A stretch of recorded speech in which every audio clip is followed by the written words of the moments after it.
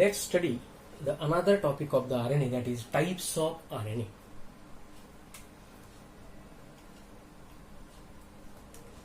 आता basically RNA, it is classified into two groups, that is genetic RNA and non-genetic RNA. कसं आहे, थोडंसं डिटेलमध्ये माहित असणं गरजेचं असतं विद्यार्थी मित्रांनो. टेक्स्टबुक नुसार त्यांनी डायरेक्टली सेल्युलर आरएनएचे टाइप्स दिले आहेत, mRNA, rRNA आणि tRNA. ते तर आहेतच, पण तुम्हाला ब्रॉड क्लासिफिकेशन सुद्धा आरएनएचं माहित असायला पाहिजे, कारण डीएनए आरएनए दोघां मिळून मॉलिक्युलर बेसिस ऑफ इनहेरिटन्स असा लेसन तुम्हाला आहे 12th मध्ये. ठीक आहे, तर त्याचे तुम्हाला ह्या गोष्टी सुद्धा माहित असणं आवश्यक आहे. So the name indicates that genetic and non genetic. तर सगळ्यात पहिले जेनेटिक शब्द जो आहे त्याचं मिनिंग लक्षात घ्या की what do you mean by genetic information.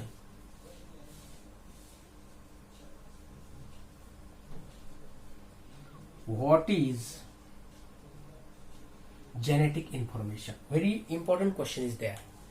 काय असेल पहा, एक तरफ बायोलॉजी मधली एक ब्रांच आपण डिस्कस केली होती, जेनेटिक्स है ना. Science deals with the study of heredity and variation and that all. आता ऍक्च्युली या जेनेटिक इन्फॉर्मेशनची गरज काय असते पहा. आता एक तर biology, it deals with the study of living organisms. मग त्यात प्लांट्स आले, ॲनिमल आले, आणि प्रत्येक लिव्हिंग ऑर्गॅनिझम जवळ एक स्वतःच एक केमिकल कंपोजिशन असते पहा. त्याच्या सेलमधलं असेल, त्याच्या पूर्ण बॉडीमधलं असेल, आणि या केमिकल कंपोजिशनच्या आधारावर त्याच्या पूर्ण प्रॉपर्टीज ठरतात. ठीक आहे, मी रिपीट करतो जे बोललो. लिव्हिंग ऑर्गॅनिझम आपण त्याच्या कॅरेक्टरिस्टिकच्या आधारावर ओळखत असतो. है ना. समजा एखादा आता प्लांट असेल, तर त्या प्लांटमध्ये एक स्टेबल असेल, त्याच्यानंतर that plant show movement, it show growth. लक्षात येत आहे का? जर ग्रीन प्लांट असतील तर इट अंडरगो फोटोसिंथेसिस. तसंच अॅनिमलचं सुद्धा it show movement, locomotion both, easy movement, sensitivity. तर प्रत्येक लिव्हिंग ऑर्गॅनिझम मध्ये स्वतःच्या काहीतरी ओन प्रॉपर्टीज असतात, which are called as characteristic feature. The word is every living organism have certain characters. आणि या कॅरेक्टरनुसार तुम्ही ओळखू शकता की which type of living organism is there. Plant असेल तर त्याच्या विशेष प्रॉपर्टी असतील, मग त्याचे पण काही वेगवेगळे टाईप येतील. फ्लॉवरिंग प्लांट आहे, नॉन फ्लॉवरिंग प्लांट आहे. अॅनिमल मध्ये सुद्धा व्हर्टिब्रेट आहे, इनव्हर्टिब्रेट आहे, मॅमल्स आहे का आणखी कोणता ग्रुप आहे. तर या सगळ्या प्रॉपर्टीज आपल्या बॉडीमध्ये तयार कशा होतात, हे जे गुणधर्म आपल्या बॉडीमध्ये आहेत, प्लांटमध्ये आहेत, अॅनिमलमध्ये आहेत, हे कोण करते कंट्रोल? ह्या कॅरेक्टरवर डिपेंड काय? जनरेशनचे कॅरेक्टर त्यांच्या पॅरेंटवर डिपेंड असतात. म्हणजेच कॅरेक्टर ही अशी एक गोष्ट आहे, इट इज द फीचर. कोणत्याही ऑर्गॅनिझमचं एखादं फीचर असेल which is called as the character, आणि या कॅरेक्टरला ट्रान्सफर केलं जाते फ्रॉम जनरेशन टू जनरेशन.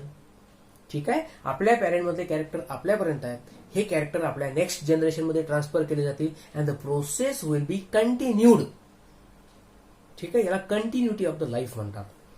मग कॅरेक्टर कशामुळे आहेत बॉडीमध्ये, ग्रोथ कशामुळे होते, डेव्हलपमेंट कशामुळे घडते, आपलं बिहेवियर, आपलं nature, talking, walking, every activity, याला कंट्रोल करण्याचं काम करते काय? तर जेनेटिक इन्फॉर्मेशन. याला जनुकीय माहिती म्हणू शकता तुम्ही साध्या मराठीमध्ये. आणि ही इन्फॉर्मेशन प्रेझेंट कुठं असते तर पक्क लक्षात ठेवा तुम्ही, it is present in the nucleic acid, that is DNA. पण सगळ्या लिव्हिंग ऑर्गॅनिझम मध्ये डीएनएच इन्फॉर्मेशन कॅरी करतो का? नाही. हा, मोस्ट ऑर्गॅनिझम मध्ये आहे ना. प्लांटमध्ये डीएनए जेनेटिक मटेरियल आहे, अॅनिमलमध्ये डीएनएच आहे, इव्हन मायक्रोब मध्ये सुद्धा डीएनएच असतो. बट स्टील काही ऑर्गॅनिझम असे आहेत की ज्याच्यामध्ये डीएनए नसतोच. एक्झाम्पल जर तुम्ही घेतलं, व्हायरस, सध्या जो स्प्रेड झाला आहे, very famous virus, corona virus, त्याच्यामध्ये जेनेटिक मटेरियल डीएनए नाही आहे, आरएनए आहे. ओके, म्हणजे तुम्ही इमॅजिन करू शकता की RNA do have sum property, it should have the genetic information. तर त्या बेसिसवरच त्यांनी काय केलंय, आरएनएचे टाईप केले पहा, जेनेटिक अँड नॉन जेनेटिक. तर लक्षात आला तुमचा, जो आरएनए स्वतःहून जेनेटिक इन्फॉर्मेशनला कॅरी करेल त्याला म्हणायचं तुम्हाला जेनेटिक. ठीक आहे, जो कॅरेक्टरला कंट्रोल करू शकतो. तर पहा आता, we will define this.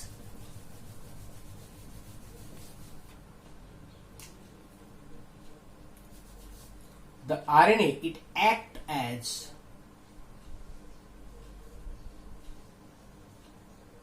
genetic material of an organism is called as genetic RNA. नावातच आहे ना, जो स्वतःच जेनेटिक इन्फॉर्मेशन कॅरी करतो तोच कंट्रोलिंग युनिट आहे, तो झाला त्याचा जेनेटिक. आणि नॉन जेनेटिक म्हणजे, आता पहा, हा अशा ऑर्गॅनिझम मध्ये प्रेझेंट असेल ज्याच्यामध्ये जेनेटिक इन्फॉर्मेशन वेगळं कोणतरी कॅरी करेल, कारण हा नॉन जेनेटिक आहे. पहा आता लक्षात येते काय, it is present,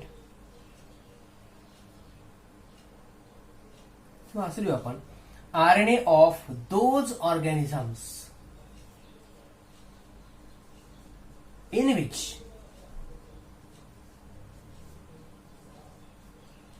genetic material is DNA. ज्या ऑर्गॅनिझम मध्ये जेनेटिक इन्फॉर्मेशन डीएनए असेल, कॅरेक्टरला कंट्रोल करण्याचं काम कोण करेल? डीएनए. तर अशा सेलमध्ये, अशा ऑर्गॅनिझम मध्ये असणारा आरएनए हा असेल काहीतरी वेगळा. सो वेगळा म्हणजे कोणता? तर नॉन जेनेटिक. ओके, नाव असं डेफिनेशन वरून असं क्लिअर इमॅजिन नका करू का बा नॉन जेनेटिक म्हणजे it is not important. It is also important, पण तो डीएनएला सपोर्टिव्ह असतो. कसा तो आपण बघणारच आहोत. तर आता याचे एक्झाम्पल्स बघा. Genetic RNA is present in plant viruses. ठीक आहे, त्यातले एक एक्झाम्पल जर आपण घेतलं तर फॉर एक्झाम्पल TMV. हे तुम्हाला हायस्कूल लेवलला सुद्धा होतं पहा. That is tobacco mosaic virus.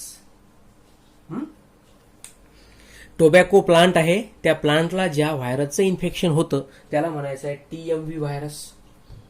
अंदाज लावू शकता तुम्ही की व्हायरसचे टाईप असतील. काही प्लांटला इन्फेक्शन करतात त्याला प्लांट व्हायरस, अॅनिमलला इन्फेक्शन करतात अॅनिमल व्हायरस, बॅक्टेरियाला सुद्धा इन्फेक्शन करतात त्याला बॅक्टेरियल व्हायरस किंवा बॅक्टेरियोफेज. ठीक आहे, म्हणजे इथं एक मुद्दा क्लिअर होतो की बॅक्टेरियापेक्षाही स्मॉलेस्ट ऑर्गॅनिझम कोणता असेल? व्हायरस. आणि तो आरएनएच्या भरोश्यावर जगतो. तर आणि नॉन जेनेटिक आरएनएचं एक्झाम्पल तुम्ही घेऊ शकता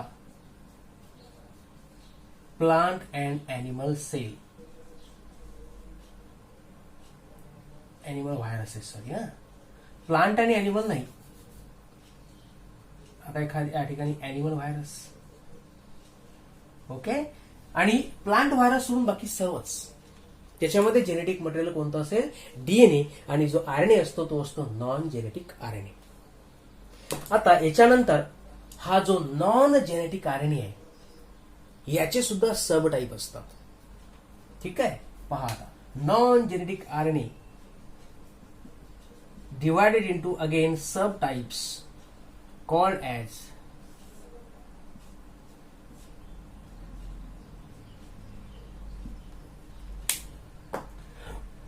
mRNA, rRNA and tRNA. ठीक है, and these are called as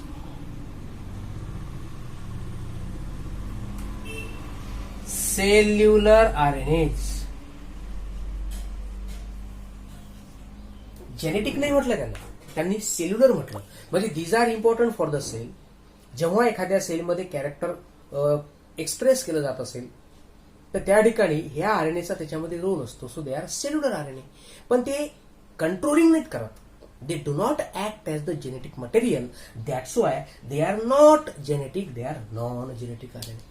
तर तुम्हाला पेपरमध्ये जर विचारलं की mention or enlist non genetic RNA, तर you can directly write the answer mRNA, rRNA and the tRNA. आता याचं एक बेसिक काय आहे ते इंट्रोडक्शन आपण बघून घेऊया की या आरएनएचा रोल काय असतो, आणि नंतर आपण त्याचं 1 by 1 डिटेलमध्ये काय करू, डिस्क्रिप्शन करू.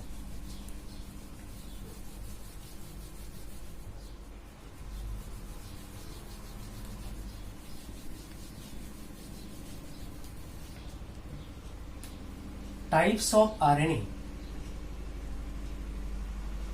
त्यातला आपण टाइप बघून आलो cellular RNA, and it is have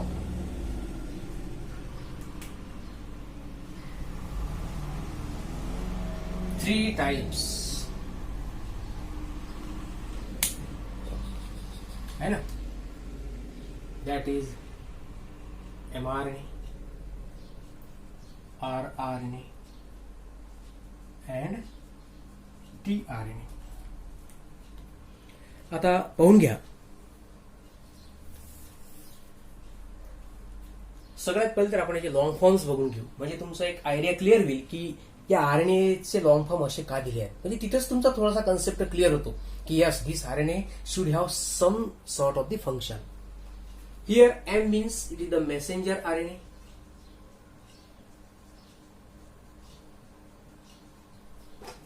It is the ribosomal RNA, and here transfer RNA. ठीक आहे. आता काय भानगड आहे, मेसेंजर आहे, रायबोसोमल आहे, ट्रान्सफर आहे. समजा आपल्याला सध्या बेसिक काही माहिती नाही आहे, but we are still trying to get information about the cellular RNA types. ठीक आहे. रायबोसोमल RNA, रायबोसोम शब्द ऐकला नाही आहे का?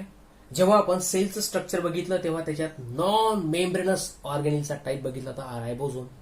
And you know that ribosomes are the protein factories of the cell. Whenever the cell require protein synthesis, the proteins are made by using the ribosomes. त्याच्यानंतर protein कशापासून तयार होते? रायबोसोम हे तर फॅक्टरी आहे विच मेक द प्रोटीन. पण protein मध्ये काय आहे? प्रोटीन कशापासून तयार होते? Amino acids. म्हणजे या गोष्टी लक्षात ठेवा, जर सेलला एखादं प्रोटीन बनवायचं असेल, तुम्ही म्हणसाल बा RNAचे टाईप शिकून राहिले गुरुजी आणि अचानकपणे प्रोटीन मदत कसे आले? तर विद्यार्थी मित्रांनो, जो याच्या अगोदर जस्ट 5 मिनिट्स बिफोर एक वर्ड आला होता, genetic information. Genetic information is actually protein. जेव्हा एखाद्या सेलमध्ये प्रोटीन तयार होते, याचा अर्थ असं म्हटलं जाते की जीन एक्सप्रेस झाला, DNA has been expressed, genetic information carry झाली, म्हणजे प्रोटीन तयार झाला. जनरेशन टू जनरेशन काय ट्रान्सफर होते? कॅरेक्टर ट्रान्सफर नाही होत. असं म्हटलं जाते की कॅरेक्टरचा ट्रान्सफर, ऍक्च्युली DNA ट्रान्सफर होतो. मग तो DNA स्वतःहून एक्सप्रेस होतो प्रोटीनमध्ये, प्रोटीन तयार होतात आणि ते प्रोटीन आपल्या बॉडीचे बिल्डिंग ब्लॉक्स असतात. सायटोप्लाझम बनवतील, त्याच्यानंतर अॅनिमल सेल असेल तर मसल्स बनवतात, टिश्यूज बनवतात, आणि त्यालाच आपण आपल्या बॉडीचे कॅरेक्टर्स म्हणतो. म्हणजे सगळ्यात महत्वाची प्रोसेस जर सेलमध्ये कोणती असेल, या 4 बायोमॉलिक्यूल पैकी जे आपण पाहून राहिलो त्यातली महत्वाची प्रोसेस आहे protein formation or the protein synthesis. मग हे प्रोटीन कशापासून तयार होऊन राहिले? Amino acids. हा पॉलिमर आहे, हा मोनोमर आहे. सो अमिनो ऍसिड्स पासून काय तयार होईल? प्रोटीन. प्रोटीनला कोण बनवते? Proteins are made by using the ribosomes because these are the factories. ठीक आहे. आता भानगड इथं लक्षात घ्या. आता रायबोसोमल जो RNA रायबोसोमच्या सोबत असेल, the RNA associated with the ribosome, it is called as ribosomal RNA. म्हणजे या RNAचं काम काय झालं? रायबोसोमला सिग्नल देणं, काहीतरी प्रोटीन बनवायचं आहे. ट्रान्सफर RNA काय ट्रान्सफर करतो माहिती आहे काय? इथं लक्षात ठेवून घ्या तुम्ही की एका पर्टिक्युलर सेलमध्ये 20 टाइप्सचे अमिनो ऍसिड्स असतात. 20 type of amino acids are present in the cell. ते कोणत्या टाईप आहे, त्याचा काय रोल आहे, ते सगळं तुम्हाला 12th मध्ये आहे. सध्या बेसिक पाहून आलो आपण. तर या अमिनो ऍसिडला ट्रान्सफर करणं, कुठं ट्रान्सफर करा? हे फॅक्टरी आहे, प्रोटीनला बनवणारा कारखाना आहे. कोणता? रायबोसोम. कोणत्याही कारखान्यामध्ये सुरुवातीला कच्चा माल आणला जातो, raw material, then it undergo processing, त्याच्यानंतर काहीतरी प्रॉडक्ट तयार होते. अरे हे रॉ मटेरियल आहे अमिनो ऍसिड, याला कुठं ट्रान्सफर करा? रायबोसोम मध्ये. कोण ट्रान्सफर करते? Transfer RNA, tRNA. किती सोपा आहे. असा RNA जो अमिनो ऍसिडला ट्रान्सफर केलेला कुठं? रायबोसोम. या रायबोसोमला नाव देऊन टाकू आपण. काय तयार करतो? Protein. So ribosomes are the site of protein synthesis. Site म्हणजे ठिकाण. आता महत्वाचं आहे, सेलमध्ये प्रोटीन केव्हा बनवायचं, किती प्रोटीन बनवायचे, कोणत्या टाईपचा प्रोटीन बनवायचा, it is all under the control of what, DNA and DNA. Because DNA is the genetic material of complete cell. जसं आपण बघितलं होतं nucleus it is the controlling unit of the cell. Why it is controlling unit? Because it possess the genetic information in the form of DNA. मग DNA decide करेल की which type of protein should be form within the cell. Okay, म्हणजे information total कोणाकडे आहे? DNA, because it is the master biomolecule of the cell. मग या डीएनएला जर समजा एखादं प्रोटीन बनवायचं असेल तर हा स्वतःचा एक मेसेज तयार करेल. कारण डीएनए हा स्टेबल मॉलिक्यूल आहे, डबल हेलिकल मॉडेल आहे, कॉम्प्लिकेटेड स्ट्रक्चर आहे. तो स्वतःहून कोणती ऍक्टिव्हिटी परफॉर्म नाही करू शकत. तो त्याच्या ठिकाणी प्रेझेंट आहे. युकॅरियोटिक सेल असेल तर न्यूक्लियसमध्ये आहे, प्रोकॅरियोटिक असेल तर सायटोप्लाझम मध्ये असेल. पण डीएनएला जर एखादं प्रोटीन बनवायचं असेल तर तो एक मेसेज तयार करतो की कोणता प्रोटीन बनवायचा असेल. लिव्हरच्या सेलमध्ये लिव्हरचे प्रोटीन्स बनतील, कळत आहे का? किडनी असेल तर किडनीमध्ये त्याच्या टाईपचे प्रोटीन्स बनतील. हे सगळे मेसेज तयार करण्याचं काम कोण करेल? डीएनए. मग असा मेसेज जो कुठून आला? डीएनए पासून. कशाचा मेसेज आहे? प्रोटीन सिंथेसिसचा. So such RNA it is called as mRNA, that is messenger RNA. म्हणजे आता क्लिअर लक्षात ठेवा, शेवटचं बोलतो. एमआरएनए डीएनए पासून मेसेज कॅरी करेल प्रोटीनचा. टीआरएनए अमिनो ऍसिडला ट्रान्सफर करेल रायबोझोमकडे. म्हणजे आता दोन गोष्टी आल्या. कोणता प्रोटीन बनवायचा तो मेसेज आला आणि अमिनो ऍसिड पण आले, कच्चा माल. आता काय राहिलं माहिती आहे काय? Ribosomes, protein factory. रायबोझोमला सिग्नल देण्याचं काम कोण करेल? आरएनए. मग प्रोटीन फॅक्टरी आहे, रॉ मटेरियल आहे बनणारं, मेसेज आहे कोणता की केव्हा बनवायचा. ह्या सगळ्या तीनही आरएनए मिळून काय तयार होईल? शेवटी प्रोटीन तयार होतात. याला म्हणतात विद्यार्थी मित्रांनो मॉलिक्युलर बायोलॉजी और प्रोटीन सिंथेसिस. ठीक आहे. उद्याला आपण याच्यातला एक एमआरएनए स्टार्ट करू की हा मेसेज म्हणजे काय आहे, कशाच्या स्वरूपात हा मेसेज असतो, त्याला कोडॉन्स म्हणतात, ते काय असतात, आरआरएनए कसा वर्क करेल and tRNA. Okay, so this is sufficient for today. Thank you.